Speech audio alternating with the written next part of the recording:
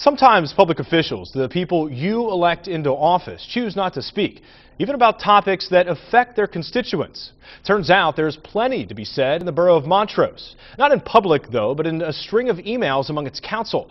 Ugly words about a simple issue that seemingly divided the small town. Now, Montrose council members refuse to speak publicly, but the conversations they have with each other speak volumes. It began here with an unexpected walkout of a meeting. And tensions mounted to this. You pushing me? Nope. A local reporter shoved in the parking lot.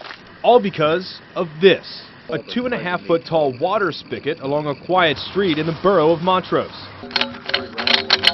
It's a private water source owned and paid for by Craig Stevens, who is not from the borough but a neighboring township. That fact has riled members of the borough council who have grown frustrated privately because Stevens is taking the water 6.5 miles away and providing it to residents in Dimock Township who have long claimed a water supply that's been tainted by natural gas drilling. But the donations, according to Stevens, haven't come easy. It took one day after it was put in to get for my driver to start getting verbally harassed. I was here on the second day it was in, being verbally harassed. The third day there was people parking in front of it to block it. Council members have declined repeatedly to discuss the situation during public meetings or over the phone. I don't make comments to news reporters. Why is that? Most didn't return repeated calls, but an Action News investigation found they've said plenty during virtual conversations with one another.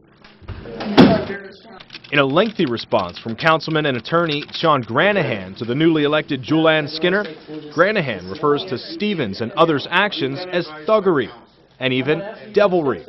He calls them the Dimock hooligans, and one woman specifically a clown. He says Stevens is pirating Montrose water, and he goes on to say that he would have had members of the council audience arrested just for showing up. He says the borough's attorney, Marianne O'Malley, is looking to restricting access to public meetings and making them unpalatable to attend, to which the borough's attorney says it's too bad that state open meetings laws allow for the use of recording devices.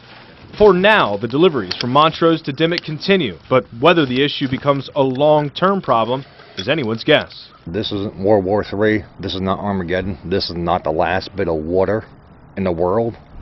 You know, we're delivering water to people that don't have water. I mean, what their problem is, I don't know. I don't turn my back. I watch everything around me at all times. I will not turn my back because you just don't know what's going on. You don't know what they're going to do.